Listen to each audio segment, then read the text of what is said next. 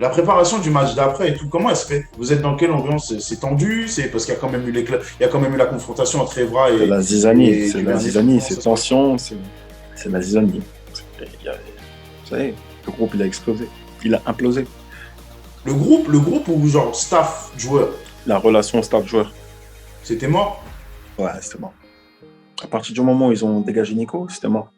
Salut rigolers, c'est Colin, on est de retour pour un nouvel épisode de Call Interview. Vous l'avez remarqué, on a avec un autre nom du championnat anglais, c'est Bakary. Mais avant de commencer, je vais vous demander de vous abonner parce que si vous ne voulez pas manquer tous les prochains épisodes, vaut mieux avoir la petite alerte et s'abonner à notre chaîne. Bakary, comment tu vas? Bah, écoute, tout va bien, hein, tout va bien. Je suis là, je suis à Montréal, toujours en famille. Moi, j'ai joué ici en MLS à Montréal jusqu'à décembre 2019. Mhm. Ensuite, je suis pas parti sur de bons termes avec Montréal parce que j'estime qu'ils n'ont pas été droits avec moi. Quand ils ont restructuré le club, quand le nouveau directeur sportif est arrivé, Titi est arrivé, et puis voilà. Ça marche. Du coup, tu fais quoi cette saison? T'as pas encore trouvé de point de chute? Bah, j'ai eu des offres en fait.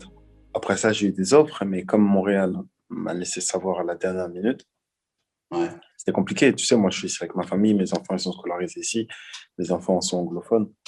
Et je peux pas partir comme ça, ils sont grands. Ils ont 10 et 12 ans aujourd'hui et je peux pas juste les retirer comme ça de l'école du jour au lendemain parce que je vais être footballeur ou je veux bien sortir dans ma carrière, tu vois. J'ai eu des choix à faire et jusqu'à aujourd'hui, j'ai pas encore annoncé ma retraite parce que voilà, il y a des choses plus importantes pour le moment. Il y aura un moment où je le ferai peut-être, mais voilà, je suis là et je profite pleinement de mes enfants et je m'entraîne et voilà. Tu n'as pas annoncé la retraite parce que tu as décidé de le garder pour moi et de l'annoncer pendant l'émission. Peut-être, hein, peut-être. T'as bien essayé, hein. Je veux te parler de l'équipe de France. Parce que l'équipe de France, je sais, tu l'as dit là, tu viens de le dire, ça te tenait à cœur. C'était quand même quelque chose d'important, surtout aujourd'hui quand tu regardes un petit peu par-dessus l'épaule. Je voulais te parler de l'Euro parce qu'il il y a l'épisode Cristiano Ronaldo. Dis-moi rapidement, Cristiano Ronaldo, quand tu le vois sortir à la finale de l'Euro, blessé, non, non. Dans la tête du groupe, vous vous dites quoi? Vous vous dites, ouah, gros morceau en moins, et encore plus de Non, raisons qu'on le fasse ou pas? non, moi je me suis dit, c'est chaud. Je me suis dit, c'est chaud. Je me suis dit, écoute, là maintenant, ils vont vraiment se lâcher parce qu'ils bridaient tout le monde. Ils brident tout le monde par son charisme. Ils brident son équipe. Il crie sur ses joueurs, il crie. Donc tout le monde se focalise sur lui. Ils osent pas frapper quand ils doivent frapper parce qu'ils vont chercher Cristiano. Donc quand il sort, je me souviens qu'il y avait Nani à côté de moi, il avait les larmes aux yeux. Je me dis, wow. Je me dis, en fait, pour lui, dans sa tête, il pense qu'ils ont déjà perdu. Et moi, je me suis dit, il sort, c'est pas bon.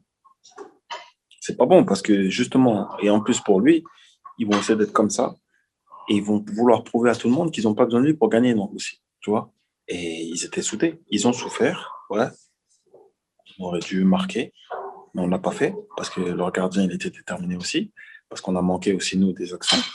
Parce que eux aussi, ils ont tapé la barre, faut pas l'oublier. Hmm. Mais au niveau de l'état d'esprit, honnêtement, c'était un exemple. Le Portugal, c'est un exemple ce jour-là. C'est dans la tête qu'il il vous mange ce jour-là? Non, c'est peut-être dans la fraîcheur physique, Ouais, parce que contre l'Allemagne, ouais. on a galéré, vraiment, et qu'on a eu un jour en moins de récupération. Hmm. Mais c'est pas une excuse. Je pense que ce jour-là, ils étaient dans l'état d'esprit et ils étaient peut-être un cran au-dessus de nous, dans l'engagement, dans la manière dont ils se sont soudés. On a vraiment senti que c'était une équipe, que ça allait être difficile de marquer. Et tu te sentais sur le terrain, vraiment, ça allait être difficile. Tu sentais que la première équipe qui marquait gagnait le match. Je t'emmène à 2010. Mhm. En 2010, on va pas revenir sur la scène, le moment, Domenech, Anelka et tout. Moi, j'aimerais que tu me parles de l'après. J'aimerais que tu me parles de... Parce que c'est un truc, c'est une question que je me pose toujours. Euh, C'est quoi la réaction du groupe quand vous voyez que ça sort dans la presse? Et comment c'est traité dans la presse? Le traitement des médias, les titres, la sévérité du jugement, tout ça. Comment vous le percevez quand vous en parlez entre vous? On est devenu fou. C'était un manque de respect total. Là, ils avaient plus de respect, aucun respect pour nous. Avant le bus? Non, avant le bus, ouais, on a perdu. Ils ont le droit d'être critiques. C'est leur métier Hmm. aussi. Bien sûr, les gens ont peur. Ils disent quoi? Oh, ils ont perdu contre le Mexique. Wesh. C'est légitime. Tu perds, tu as des critiques. C'est comme ça, on sait. Il n'y a pas de problème. Moi, ce qui m'a dérangé, c'est tout l'avant, l'histoire de Zaya, l'histoire de Si. Pourquoi on a une Coupe du Monde à préparer? Les Français, ils veulent pas qu'on soit champion. Donc, mettez-nous dans les meilleures conditions mentalement pour qu'on y arrive. Mais eux, ils ont fait quoi? Ils ont recensé des histoires personnelles avant le mondial pour mettre la zizanie. Parce que l'histoire de Zaya, apparemment, hein, elle datait d'avant. Eux, ils la sortent juste avant la Coupe du Monde. Et tu Donc, penses à qu'ils ce étaient au moment-là. courant avant ça? Mais ils étaient au courant. Donc, pourquoi tu vas sortir ça avant la Coupe du Monde? C'est que tu veux déstabiliser. C'est que tu veux foutre la... Donc tu penses que tu es contre les médias, entre guillemets, c'est comme ça que tu le lis, toi? À ce Nous, on moment-là, était genre, contre les c'est médias. même pas toi, c'est pas toi, c'est les médias sont contre vous, tu penses? Contre nous, je sais pas, mais ils étaient contre quelqu'un. Peut-être qu'ils étaient contre le coach. Mais ils n'étaient Ah ouais? pas avec nous. Ça, je te garantis. Ils allaient contre nous. Chaque fois, ils nous critiquaient. Chaque fois. Et c'est les gens, les mêmes personnes-là, je te dis, qui voyageaient avec nous quand on se déplaçait. Donc, imagine-toi l'ambiance. Donc quand tu es dans l'avion, tu as les mecs qui t'allument dans les médias qui sont avec On toi. montait dans l'avion, les mecs, ils passaient à côté de nous. Le mec qui t'insultait à la télé ou qui t'insultait dans la presse, il Oh passe à là côté là. de toi.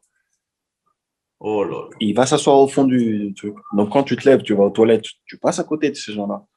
Et ça a jamais pété. Écoute, ces gens-là. Je dis ces gens-là parce que pour moi, voilà, ils n'existent pas.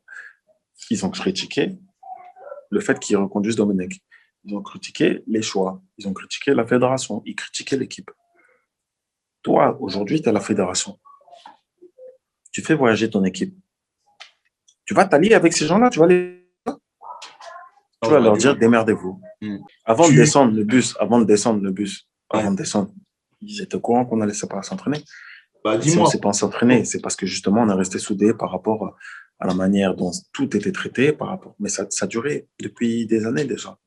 C'était pas juste pendant la Coupe du Monde. Ça a pété pendant la Coupe du Monde parce que la goutte d'eau, c'était le fait qu'il renvoie Nico. Les Mais gens, tu me dis, ils étaient au courant avant que vous descendiez pas, entre guillemets.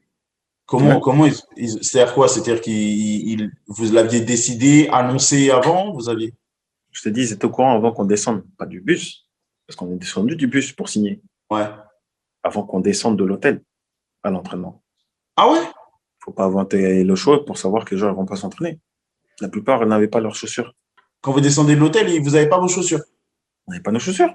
Donc même après, si on voulait changer d'avis, qu'est-ce qu'on aurait fait? Tu comprends? D'accord. Donc après, c'est quoi Mais alors? Mais alors pourquoi c'est présenté comme ça? C'est histoire de montrer par les médias que les responsables, c'est les joueurs. C'est histoire de vous incriminer. c'est trop facile. Comment on va se défendre? À cette époque-là, quel est notre moyen de montrer qu'on n'est pas d'accord? C'est les médias, c'est la presse qui contre tout. Aujourd'hui, moi, je t'appelais, je dirais, Colin, j'ai un problème dans l'équipe, il faut que tu en parles, il faut que tu en parles. Toi, tu vas aller voir ton rédacteur en chef, tu vas lui dire, écoutez, j'ai ça. Le rédacteur en chef il va dire non, tu ne parles pas de ça. Enfin, à l'époque, on n'a aucun moyen de se faire entendre. On est coupé du monde. Avant de pouvoir atteindre l'hôtel, il y a 2 rayons de sécurité. Le mec de Puma, il devait m'apporter des chaussures du mondial. Il arrive au rayon de sécurité, il a fait 4 heures de route. On lui dit non, tu ne vas pas voir le joueur. Tu déposes la boîte ici. Il m'a appelé, mais il m'a dit, vous êtes des fous. J'ai comment ça? Il me dit, bah, je suis parti voir le Portugal. Pas de problème. Je suis parti voir l'Allemagne. Pas de problème. Je suis parti voir l'Italie. Pas de problème. Je suis parti voir la Suisse. Pas de problème. Il me dit, il n'y a qu'avec la France que j'ai un problème. Mais moi, je suis joueur. Je dirais, Ouais, c'est pas toi qui décide de ça. je suis désolé, je me suis excusé. Parce que voilà, comment tu veux que j'ai un impact là-dessus? Ouais. Et avec les gens, c'était pareil. On avait des horaires à respecter. On terminait l'entraînement. On avait des horaires à respecter. Tu termines l'entraînement midi 10. On dit midi et demi, repas. Comment tu vas signer? Tu as 20 minutes pour sortir ton entraînement, signer Signer, des autographes, aller rentrer te toucher et être à table à midi et et demi. être à table à midi. Ouais, On impossible. signe 2, 3, 4, 5. Mais tu sais que tu as un contre-la-montre. Donc tu pars. C'est les règles de vie qui sont comme ça. Et après, on met ça sur les joueurs, entre guillemets. Ils veulent pas signer, ils sont arrogants. Mais ça n'a rien à voir. Tu m'as parlé, la dernière fois qu'on s'est parlé, du moment où vous descendez pas du bus et de la manière dont c'est orchestré par les médias et de la fédération. Tu m'as parlé, il me semblait, du chauffeur, le chauffeur du bus. C'est quoi exactement qui se passe avec le chauffeur? Le chauffeur, quand on arrive en bas, au terrain, ils l'ont fait descendre. Ils ont dit descends. Le font descendre du bus? Ils l'ont fait descendre du bus. Et ils disent, le coach, il rentre. C'est là qu'ils disent, écoutez, je ne sais pas ce que vous préparez, mais vous avez une Coupe du Monde. C'est une Coupe du Monde. Faites attention. Faites très attention à ce que vous allez faire. Parce que regardez les médias. Ils sont prêts à vous fusiller. Regardez-les, ils arrivent. Ils marchaient vers le bus. Mais dans ce cas-là, si tu dois dire ça, pourquoi tu ne le dis pas à l'hôtel? Ouais. Tu le dis à l'hôtel, il se passe ce qui doit se passer. Si on ne veut pas s'entraîner, tu dis, séance annulée. Enfin, il n'y a pas d'histoire. Mais tu vas attendre qu'on soit en bas, en face de 100 journalistes, pour nous faire une remarque. Mais et vous démontez pas quand il y a tout ça? Non, Quand on non, vient, on vous dit, moi, regardez, perso, vous, perso, en tête, j'avais Nico Anelka dans ma tête. J'avais la manière dont ils nous ont traités pendant des années. J'avais Nico Anelka en tête, la manière dont ils l'ont fait partir, dont ils l'ont expulsé, dont ils l'ont sali dans la presse. J'avais ça en tête.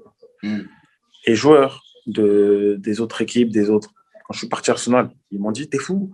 Moi, si j'étais toi, vous êtes pas compte. Moi, je serais descendu. Mais celui qui me dit ça, il ment. Parce qu'aujourd'hui, toi, si tu joues au foot dans ton équipe de quartier, si tu es soutenu avec tes gars, malheureusement, parfois, il va y avoir une altercation. Même si tu sais que ton gars, il a tort, tu vas faire quoi? Tu vas le défendre. Et après, en off, tu vas dire, je t'ai défendu parce que je devais te défendre, mais tu as déconné. Ouais. Mais tu vas le défendre. Et après, on va dire quoi? Colin, c'est un voyou parce qu'il s'est battu. Ouais. Ma dernière question sur ça. Ça reste une équipe, on reste des êtres humains, on reste comme ça. Et la manière dont ils ont traité Nico, non. Surtout quand Nico connaît Nico. Nico, il ne parle pas. Nico, il est respectueux, il ne parle pas. Il ne parle jamais. Mais ça, toi, tu me dis ça, mais tu sais que nous, dans le public, on n'a pas du tout cette image-là. Nous, on a l'image d'un Pourquoi tu n'as pas cette image-là? Parce que c'est comme ça qu'on nous le vend. Exactement. À partir du moment où il a quitté Paris, c'est comme ça qu'on a vendu l'image Nico Anelka. Ce que je te dis, aujourd'hui, la presse, c'est eux qui dirigent s'ils vont te donner une bonne image ou s'ils vont te descendre. C'est eux. Aujourd'hui, tu as beau être droit, s'ils disent dans la presse que tu es ci, que tu es ça, malheureusement, les gens, ils prennent la presse, ils lisent et ils croient ce qu'ils lisent. Donc, tu vas critiquer Nico Anelka sans savoir comment il est, sans savoir ce qui s'est passé même. Et même si ça s'était passé, ou même si ça s'est passé, je sais pas. Tu as une Coupe du Monde, tu es la presse, tu es le premier journal lu en France métropolitaine. Pourquoi tu vas parler ça maintenant? Pourquoi tu ne penses pas que la FFF était au courant que l'article allait sortir? Si, ça, je pense que si, quand même. Et alors, pourquoi ils n'ont pas bloqué l'article? C'est là qu'il faut se poser les vraies questions. Mais je vois pas, en fait, tu m'expliques tout ça, mais je vois pas j'arrive pas à trouver un intérêt. C'est quoi? C'est contre le coach? C'est contre Anelka? Moi non plus. Écoute, moi non plus, je comprends pas. Tu veux dire, tu es en Coupe du Monde, tu vois, tu es en Coupe du Monde. C'est trop tard pour essayer de faire les trucs. Si tu voulais faire virer le coach, fais-le avant. Si tu voulais faire virer Anelka, fais-le avant. Maintenant, tu y es. Pourquoi maintenant? Je sais Tu pas. n'as pas ces réponses-là. Non. C'est business, faut vendre du papier. Parce qu'après ça, la Coupe du Monde, elle n'est pas terminée. Ok. Il vous reste un match à préparer. Le retour au bus, la préparation du match d'après, c'est l'Afrique du Sud d'ailleurs. La préparation du match d'après et tout, comment elle se fait? Vous êtes dans quelle ambiance? C'est tendu? C'est parce qu'il y a quand même eu il y a quand même eu la confrontation entre Evra et. C'est la zizanie, c'est tension, c'est la zizanie. Vous savez, le groupe, il a explosé. Il a implosé. Le groupe ou genre staff, joueur? La relation staff-joueur. C'était mort? Ouais, c'était mort. À partir du moment où ils ont dégagé Nico, c'était mort.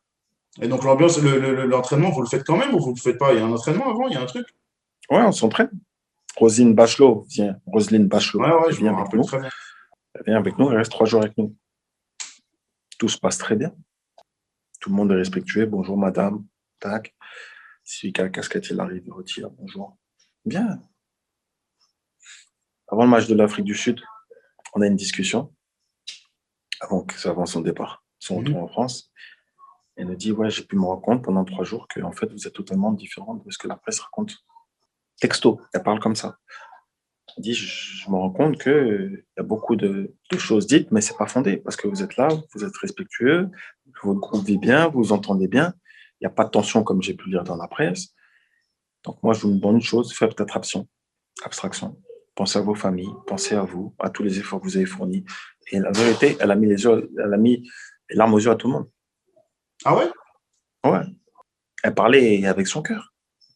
J'avais l'impression qu'elle parlait avec son cœur. Ouais, parce qu'attends, là, j'allais dire, mais attends, Bakary, c'est pas Parce ça. que voilà, elle parlait, tout. Battez-vous, battez-vous. C'est tout ce que je vous demande, battez-vous. Elle nous a rechargé un peu. Genre, On le pays commence était l'Afrique du derrière Sud. vous, genre. Avant le match de l'Afrique du Sud, on voit à la télé, à l'Assemblée, j'ai fait preuve d'indignation. J'ai vu des enfants apeurés par des caïds.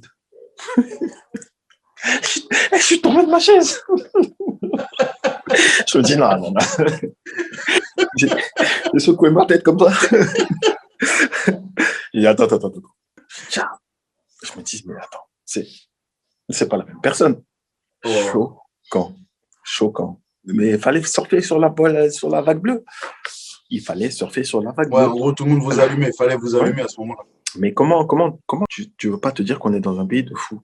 À l'Assemblée, ils étaient là. Oui, il faut leur couper leur contrat. Mais quel contrat, tu parles? Mais il y a des politiques, oui, ils n'ont plus le droit d'exercer, il faut leur couper leur contrat, il faut ci, il faut ça. Mais parler des vrais problèmes de la France, pourquoi vous parlez de nous? Il n'y a pas de plus gros problème à gérer en France. C'est à celui qui nous tuera le plus et qui gagnera l'opinion publique. C'est ça. Et donc, Et malheureusement, le cas Benzema, pour toi, ça s'explique en partie par ça, au-delà de ces différends avec Didier Deschamps? je pense que comme ça atteint le niveau de la justice Mm. et que pendant un moment, les deux, ils ont été sortis, parce qu'on dit c'est le cas Benzema, mais c'est le cas Valbuena aussi. Oui. C'est les deux qui ont été sortis. Les deux, j'aime beaucoup les deux joueurs. Je m'entends très bien avec les deux joueurs. Mais sort du contexte sportif, je pense, je ne veux pas parler à la place du coach. Ouais. Je pense que le coach, il s'est dit, il y a un cas de justice au niveau de l'éthique du sport français et de l'image qu'on veut donner par rapport aux petits. On ne veut pas ça au niveau de l'image de l'équipe de France. Parce que ça implique plein de choses derrière. Ça implique des histoires de sponsoring. Ça implique plein de choses. Donc, ils se sont dit quoi?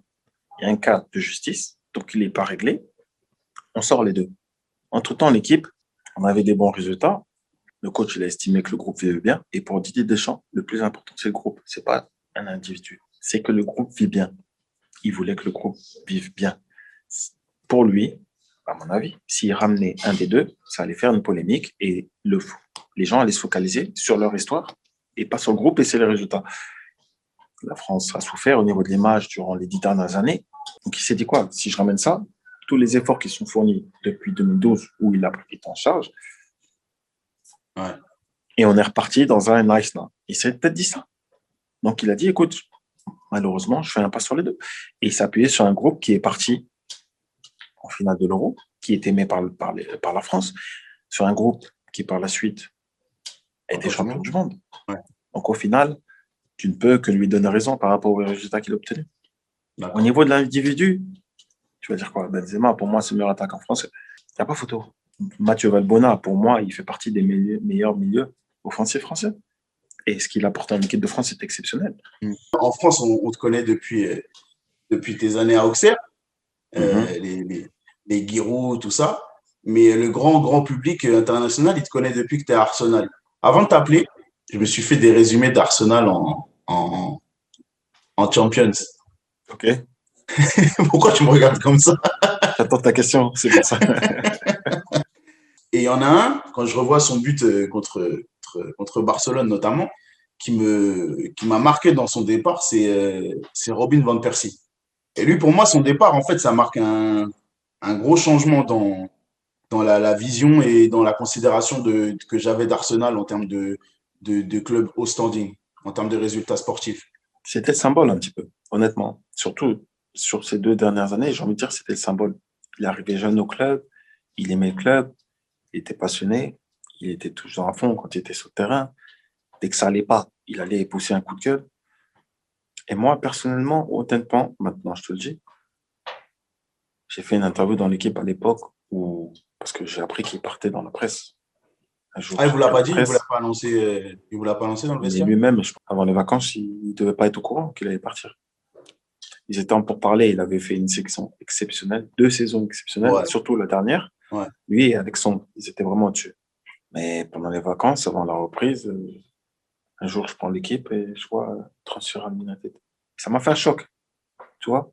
honnêtement, moi, ça m'a touché un petit peu parce que je me suis dit, mais attends. Donc, à chaque fois, il faut qu'on commence de zéro. Donc, à chaque fois, tac, les gens, ils se moquent de nous, comme quoi ci, comme quoi ça.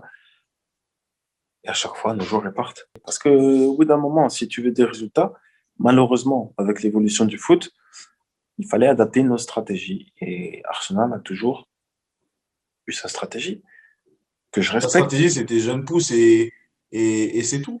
Quand le Bah, joueur est majeur et qu'il vaut de l'argent, on le vend. déjà, on ne parlait pas d'argent.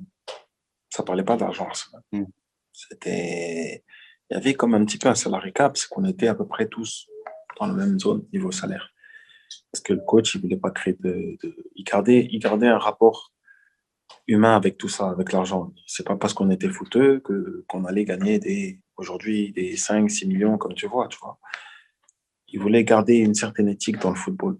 Éthique qu'on n'a pas aujourd'hui. Là, je te parle franchement. Un joueur qui se sent bien dans une équipe qui gagne 2 millions, une équipe au fin fond de je sais pas d'où il vient, avec un contrat de 5 millions, même une équipe qui est dernière, le joueur, il va partir. Donc, au bout d'un moment, tu as des choix à faire. Et ce qui s'est passé avec Robin, c'est que je pense qu'il était tellement loin que United est venu à poser un gros contrat. À mon avis, il voulait rester à Arsenal, mais il voulait changer son contrat aussi. Et qu'Arsenal n'a pas pu assurer ça. Voilà pourquoi il est parti. Mais moi, ça m'a fait. J'ai commencé à me poser des questions. J'étais à 1 an de la fin de mon contrat. Arsenal n'était toujours pas venu me voir. À 1 an de la fin de mon contrat. Mm. Tu sais, peu de temps après, 2 semaines après, Alex Song part. Choc. Ça non plus, tu l'as pas vu venir. Je ne l'ai pas vu venir. Je l'ai appris dans la presse. Wow. Parce que, en fait, mais ça, nous, on a du mal à Attends, se c'est pas rendre compte. fini. C'est pas fini. C'est pas fini. Une semaine après, je lis la presse. Je vois Gaël Clichy transfert à City. Et c'est des gens avec qui j'étais proche. Tu vois. Et ça m'a fait quelque chose. Je me dis, mais attends, comment ça, ils partent tous comme ça? Et c'est quoi le délire là? Robin, tu pouvais te dire qu'il allait y avoir des équipes qui allaient vouloir le prendre. Mm. Alexandre et Gaël, j'étais choqué. J'étais en état de choc. Tu as dû lui parler à Gaël, tu Ouais. vois. Ouais, mais on a C'est parlé de quelqu'un son qui départ. est très professionnel. C'est quelqu'un jusqu'à aujourd'hui. Il n'est jamais blessé. Il est tout le temps, Mm. tout le temps, tout le temps. Il va toujours de l'avant. Il va vite. Il a toutes les qualités, tu vois. Mais quand il est transféré, je me dis, mais attends, pourquoi il le transfère? Comment ça, il est parti? Et moi, ça m'a fait vraiment bizarre. Et mon tour est arrivé. T'as pas l'impression que ton club cherche à te retenir? Bah, tu pars. Il m'a dit exactement la même phrase, Gaël. Mais sauf que lui, il m'a dit que, il avait une discussion avec Arsène Wenger. Il lui a dit, quand toi, t'es arrivé, on a vécu la même chose avec Ashley Cole. C'est-à-dire, Ashley Cole arrive à un certain moment de sa carrière. Euh, Toi, tu pousses derrière, tu es le jeune qui pousse. Au bout d'un moment, il faut faire un choix. Donc, on a laissé partir Ashley à Chelsea. Et il lui dit, au moment de ton départ, toi, c'est la même chose. Il y a un jeune qui pousse et on te laisse partir. Toi, tu as eu cet échange-là ou des explications ou pas du tout? On n'est jamais venu te voir. Non, je suis là, je m'entraîne, je fais mon truc. Non, j'ai pas de. Non. Personne n'est venu me voir, personne ne m'a parlé de prolongation, personne ne m'a dit, écoute, on était au mois de août. Donc, même ta dernière saison, elle a commencé en fait. Elle avait commencé. Ah, c'est grave. C'est là que le club a communiqué avec moi. Mais dans ma tête, c'était trop tard. Dans ma tête, je me suis dit, en fait, ils réagissent parce que j'ai réagi. Tu comprends? Bakary, merci. Merci Ouais. pour le temps que tu as passé avec nous. Merci pour ton honnêteté parce qu'on a parlé de sujets particulièrement épineux. Mhm. Et tu t'es montré très franc. Ça va apporter pas mal d'informations sur tout ça. En tout cas, on te souhaite le meilleur. Sinon, si tu dois annoncer une retraite, tu attendras ta prochaine call interview pour le faire. Les T'inquiète pas, autres, tu Oh My seras au Goalers, courant. je vous dis merci de nous avoir suivis. Je vous souhaite pas mal de bonnes choses pour la suite. Je vous souhaite de prendre soin de vous malgré la situation très compliquée du Covid. Et puis, et surtout, le plus important, c'est de kiffer le foot. Ciao, prenez soin de vous et à très bientôt. Ah, ciao.